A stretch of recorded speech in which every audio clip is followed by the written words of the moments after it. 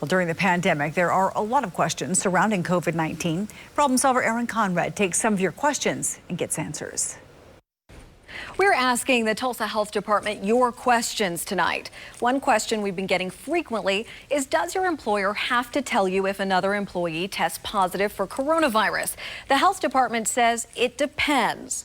It's really important to remember the way that people are determined to be at risk of exposure, and so those would only be the individuals who were in close, prolonged contact with a confirmed case, and that may not mean that the entire workplace would be at risk of exposure. All businesses to review their policies to determine how they would like to notify their workforce of a potential exposure. The next question is from our Problem Solvers hotline. Stephanie says she's had trouble finding a testing site that is not booked up and needs to be tested. Why is it so hard to find a test, and why does it take so long to get the results? At this time in Tulsa County, again, there are a multitude of resources for testing for COVID-19. We do maintain a list of those locations on our website for the public resources. Of course, doctors' offices, hospital and healthcare systems are offering testing as well.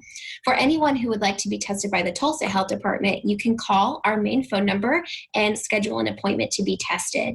We are offering testing by appointment only, and your results will be received within 5 to 7 days. Stephen says she can only speak to the Tulsa Health Department, but says many labs have been inundated with testing specimens, and there may be a lag time because of demand. Viewer Muriel Bailey wrote into KJRH asking, if a person is tested several times, does that up the cases several times or just one for that person?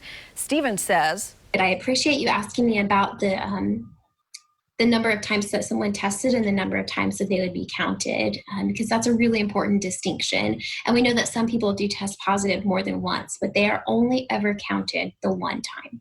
There have been rumors circulating on social media that claimed the number of positive cases in Oklahoma and the country are artificially high because one person may have tested positive multiple times.